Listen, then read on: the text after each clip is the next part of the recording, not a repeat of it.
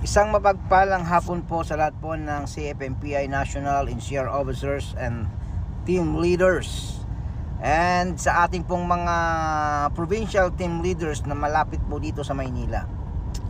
Aking pong hinihiling na sana makipag-participate po kayo sa ating pong recognition and oath-taking of officers.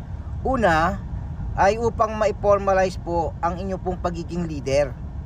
Pangalawa, magkaroon kayo ng tamang appointment at certification as a leader. No? Kung titingnan po natin, ang inyo pong pagka-officers ay kailangan lang po nating malagyan ng legalidad na kung saan ay kinikilala kayo, hindi rin ng CFMPI, kundi sa lahat po ng PNP department ng ating bansa. At higit sa lahat, sa iba't ibang ahensya na kung saan ay nakikilala po tayo. Huwag nyo pong panghinayangan ang registration na inyong ibibigay.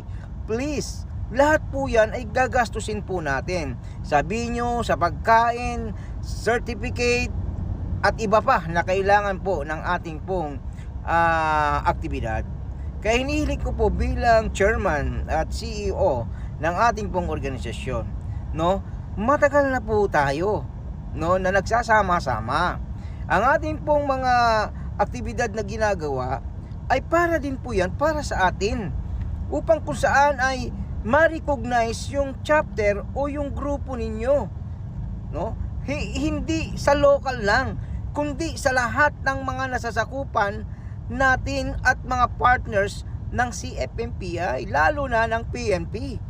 So please, team leaders, hikayatin ninyo yung ating pong mga opisyales. Kung sino man ang makakadalo lang, no, sa darating po na ating event at ma-recognize at mabigyan sila ng certificate of appointment, sila lang po ang aming ipapasa sa PCADG, HPG at sa intelligence.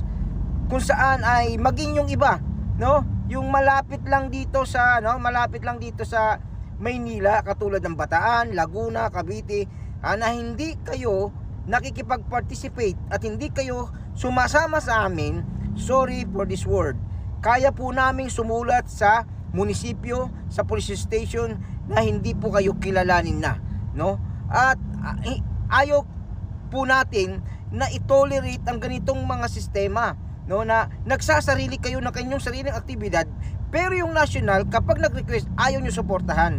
Okay? Nagagamit pare-parehas naman natin yan.